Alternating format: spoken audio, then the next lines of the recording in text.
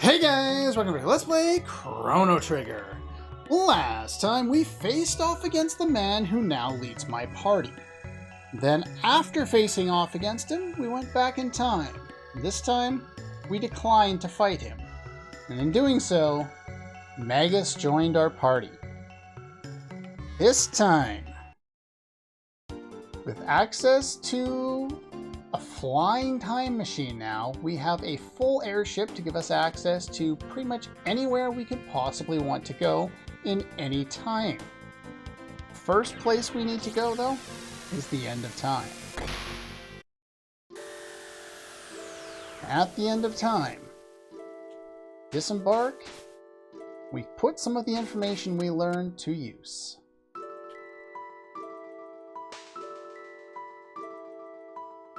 Where's that healthy kid with the radical haircut?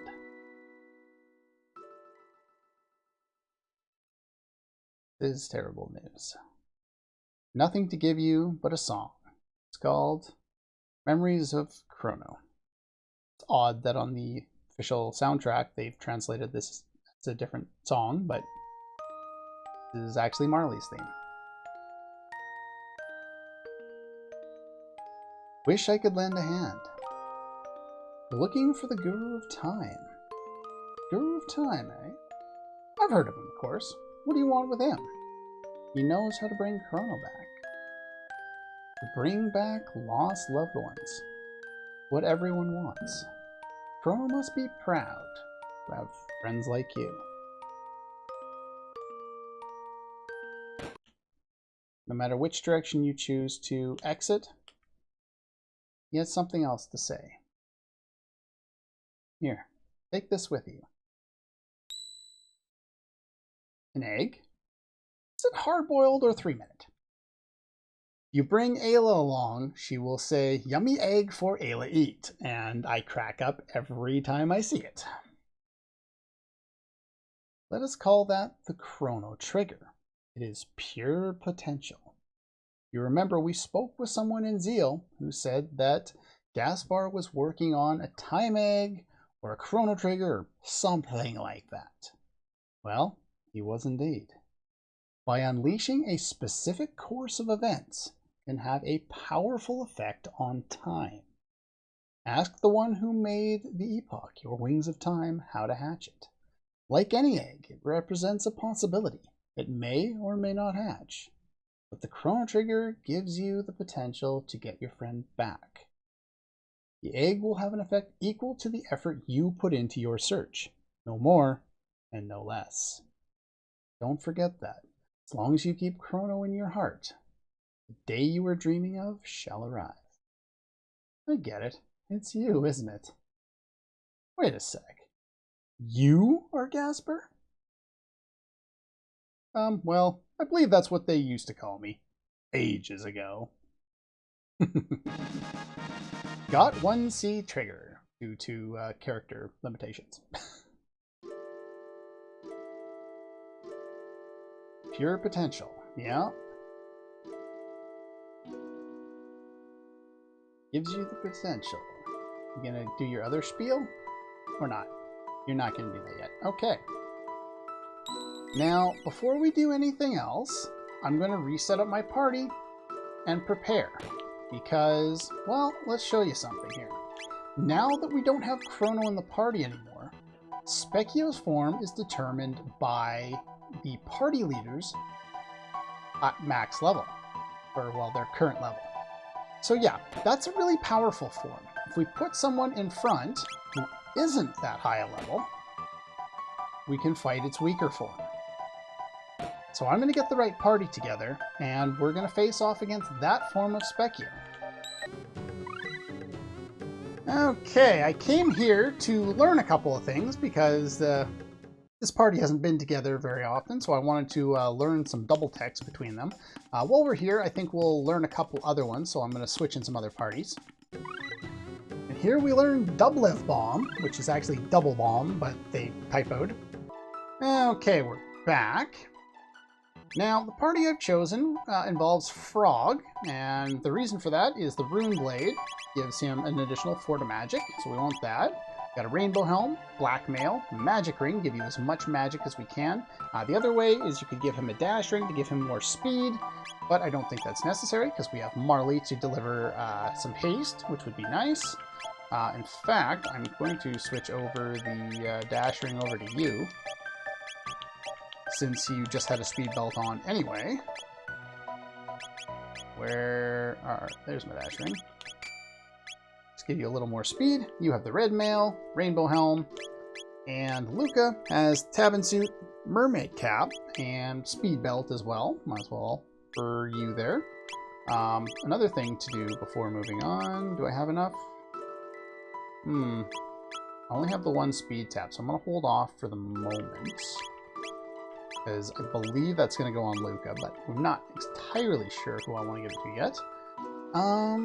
And yeah, so we learned that double tech specifically to get access to double cure. Restores all allies' HP and status. It's a very nice ability to have, so, you know, status curing plus healing both. We'll be healing our HP a lot when we use this, so we have access to that. We also learned Line Bomb here, which involves Mega Bomb and Leap Slash. So that's an option that we probably won't be using in this fight, but it's there. We're still working on a few things. Almost got that one. But anyway, now that we've got our party set up, let's go. Punk Rocker hasn't been coming around lately. Looking for some practice. Everyone seems to notice that Chrono is missing. So yeah, in this form he has access to multi-targeting spells for pretty much all of his attacks, and he's pretty powerful. So what we're going to do is we're going to use, I believe fire damage will come from that. So we're going to heal, and we're going to use haste, starting with Frog to keep him up to speed so that he can keep casting heal on the party, which is why I gave him so much magic. Remember, physical attacks do nothing to Specchio, so we want to be able to keep up dealing as much damage as possible and being able to heal as fast as possible, so Marley is a great choice in here. So we're going to go Mega Bomb again, and we're going to do haste on you, and pretty much cycle. We're going to hold off Frog, make sure he's ready to heal right after he uses his attack. We're right on the edge of being super powerful here, so I'm not even going to touch that. That's fine. So one more Mega Bomb and one more haste, and we can probably get away with a Water 2 spell here. Just deal a little bit extra damage. This is not his most difficult form, just because of what we have and the fact that he alternates between all targeting and single targeting spells, so we don't have to worry as much. His next form that you saw, that one's a lot more powerful. There's Fire 2 there. So we're gonna have... Ooh, that does lots of damage to Frog. We're gonna have him heal right away. And then we're going to switch up here, and we're gonna go Antipode 2. See how much damage this one does.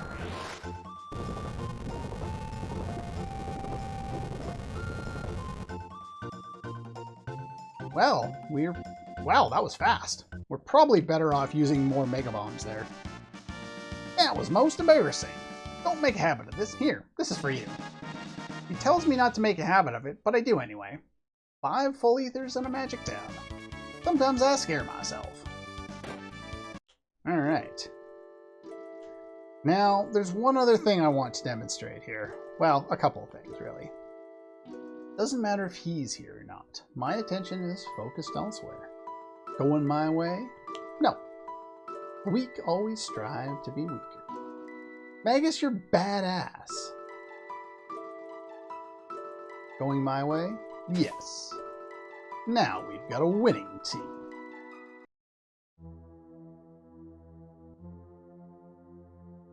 As you might imagine, as someone who just has been obsessed and been very vocal about how much I've been obsessed with the music in this game, once I got Magus in my party, I would sit in the end of time listening to his theme on repeat for far longer than I'd like to admit. This, of course, is in days before we have MP3s and before we have computers that have, you know, all of our, you know, music on them and phones and everything else, right? This is when if you wanted to hear the song, you played the game.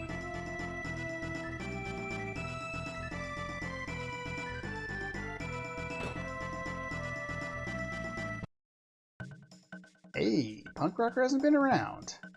Phew, you hauled in Merlin here, kids. He can use Shadow. He could probably teach me a thing or two. Well, we're not going to practice against you anymore, because we've already beaten that form. But yeah, now that we have Magus, he's going to spend a lot of time in our party because, well, we need him to gain a bunch of tech points because he's got a lot to learn. And is this guy going to tell me the other things that I want him to tell me yet or not? He's not going to tell me. Okay. Well, later on, what he'll do is he will explain that there are side quests for you to go and do. And in order to do that, we need to, well, what am I going to do first? All right, let's go to the future. Forward. The thing with this point in the game is he'll tell you about the side quests that you're able to do, and he'll give you access to it. And hello. It's still here. I thought it was only here in one timeline. Know this, the mighty Lavos reigns here. Relax, poor creatures. The mighty Lavos has already consumed this world's life. Huh. Of course, I reloaded before fighting these guys. You only have to fight these guys in one timeline. And, yeah. Then they are gone. But the Black Omen itself exists in all times after 12,000 BC. So it doesn't exist in the prehistoric. It's shut tight. There's nothing we can do about it. If you ever want to leave, return to the Epoch. And we all jump to our death. But yeah, we now have access to, well, we've already had access to the Kiefer Stone. And I love this theme. I love all the themes in this game. Now, if you didn't do it the first time, didn't come back in here, there will be a magic tab floating around here somewhere if you haven't already picked it up. On Death Peak, you will find the power to restore life. To activate this power, the deceased must be important to the space-time continuum. You must have a clone identical to that person. Only then can a Chrono Trigger work its magic. Without the clone, there's no point in going to Death Peak. Well, earlier in the game, we did some mini-games at the fair. And we got a clone of Chrono. With that in mind, we can now return to 1000 AD and try and get that clone. However, if you failed to pick that up ahead of time, and yeah, it's here too. We'll go in and we'll talk a little bit more about that in a sec. But if you didn't do it ahead of time, you still need the silver points, but you can come here and talk to Norstein Beckler, aka Kefka, and the conversation will go somewhere in the lines of, oh, so you need a clone of Chrono. You still need to pay the silver points to get in, I believe, but you will pay more gold or money depending on how well you do in the Mimic game. So you can do that if you want to. You can also, now that we have characters other than Chrono as our leads, we can come back here and get clones of all of them, all going to their houses. Marley's will go to her room in the castle. Luca's will go to her room in her house, I believe. Robo's will go to the dome we found him in. Frog's will go to his little house in the bushes, and Ayla's will go to the chief's hut. Magus, he doesn't really have a home anymore, since we kind of were there, resulting in his castle being destroyed. So his new place of residence is where we recruited him, up in the North Cape. Since we already got the clone earlier in the game, we save out on that step and we don't have to pay a bunch of money. But we do have to go to Chrono's house.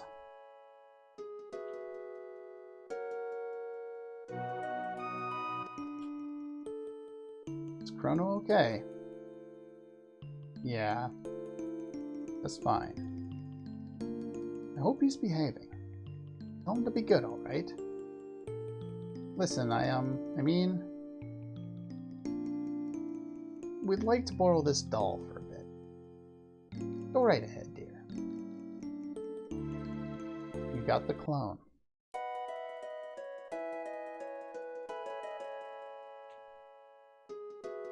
Can't talk to her anymore.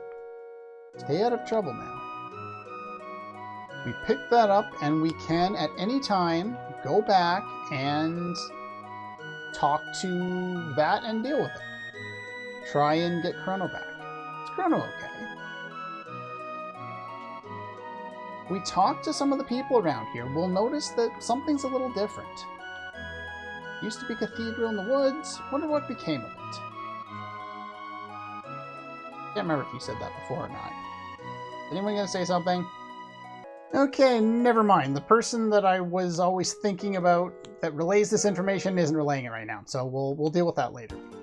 But people will actually talk about the fact that the Black Omen exists and think of it as a normal occurrence because it's now part of history. We go back to the Middle Ages now. You can take a look at what I was saying about Magus' castle. It's no longer there. We can't go inside and land here, but there's nowhere to go.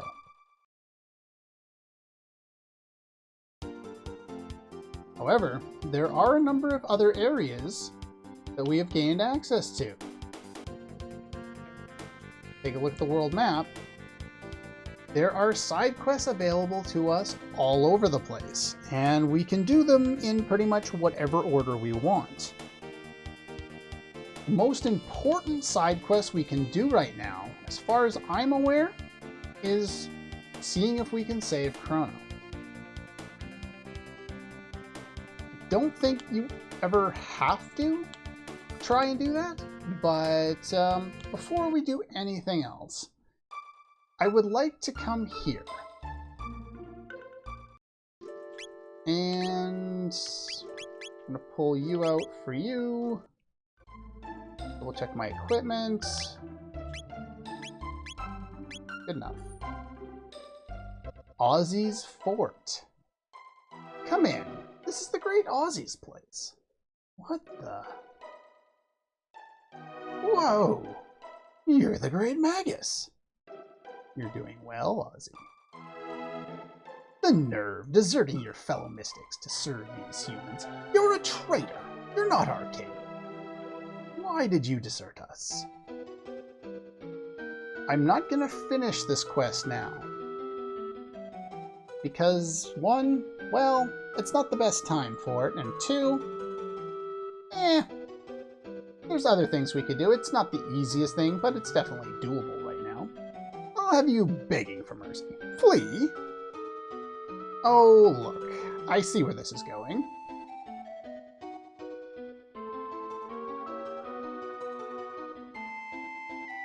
Who'd you bribe to get in here? Traitors like you deserve a beating. Stand back and let me take care of these cretins. I'm counting on you, Flea. Get ready for a slapping good time. Get it?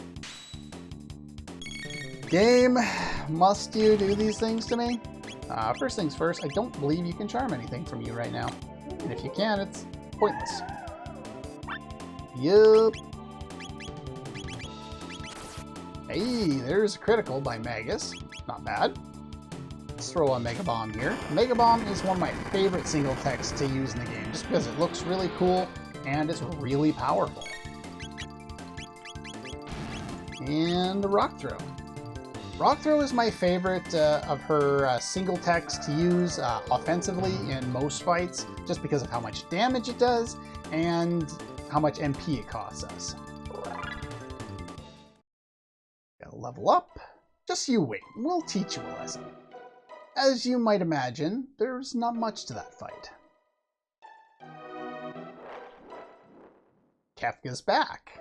Howdy. You're nothing but common thieves. Anyone who tries to steal my treasure is looking for a very cruel death.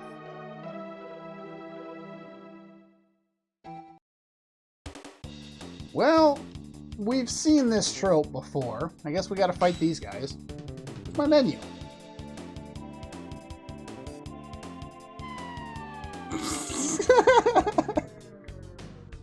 I love how the music kind of stalls too. That's brilliant.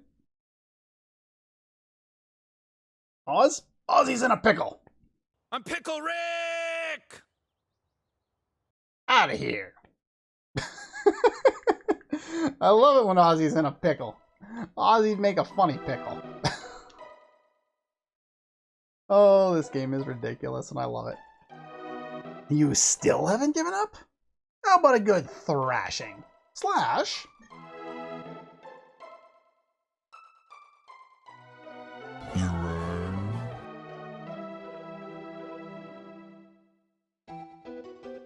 Slash, don't let me down. Lurch never lets anyone down. First, I really didn't want to slice and dice ya, but now, it sounds kind of fun. Ready? Same dealio here. I believe there's nothing much we can gather from you from Charming, but I will try anyway.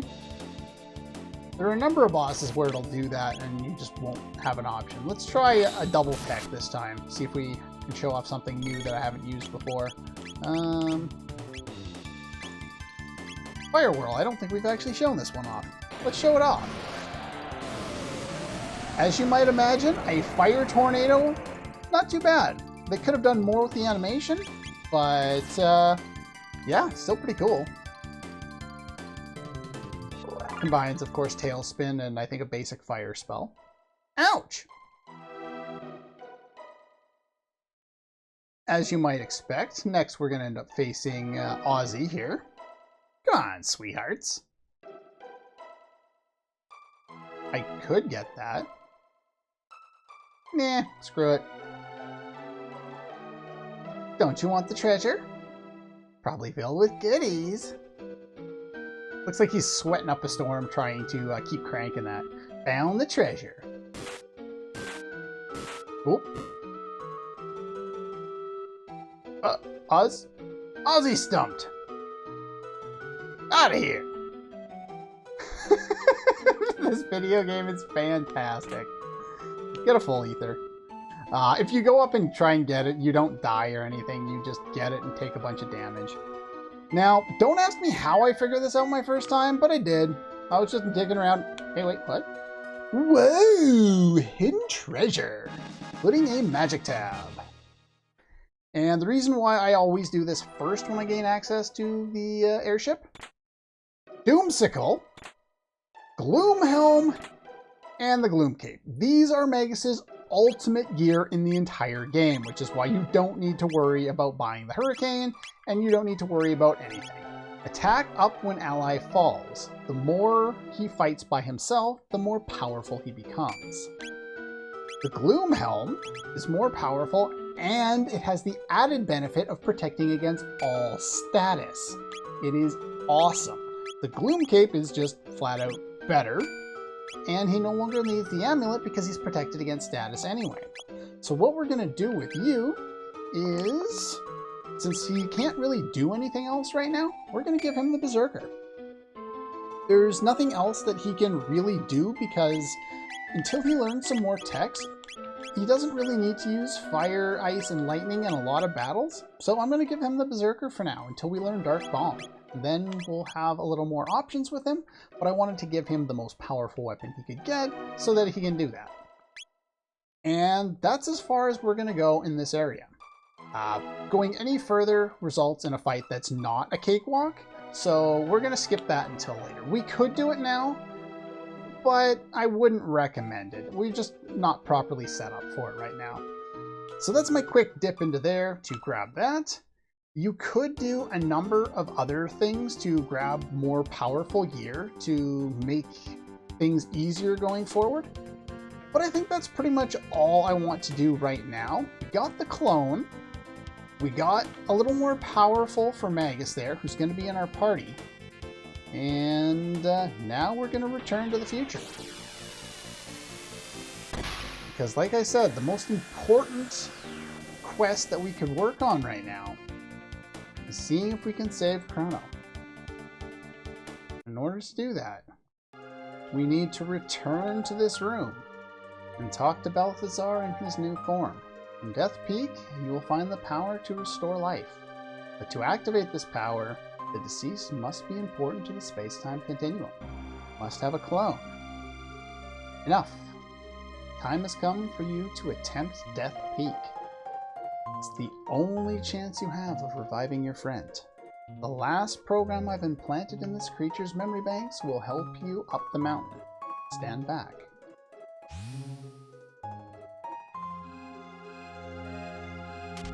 I guess they're biological programs? I have no idea what kind of technology we're working with here. Executing program. These 3 white and blue Pyozo dolls are being dispatched to Death Peak to give us aid and help us traverse through the area. Without these, I believe traversing the area is impossible. 3 entities you saw will help you climb Death Peak. Sends my message. Now I must ask you for a favor. This creature has executed its program. Please let him sleep. Switch is on his stomach. Now, obviously he's already sleeping, so sleep is a metaphor for death.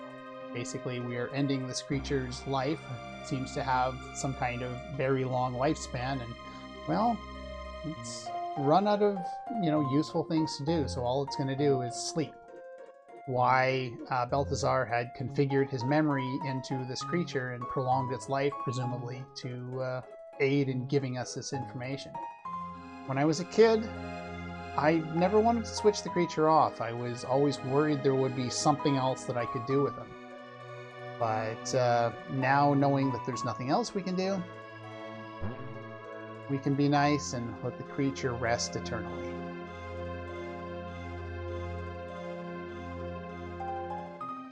With that being said, we now have all the pieces we need in order to go to Death Peak. When we go to Death Peak, we're going to try and revive Chrono. Anyway, that's all for this one. And I'll see you guys next time.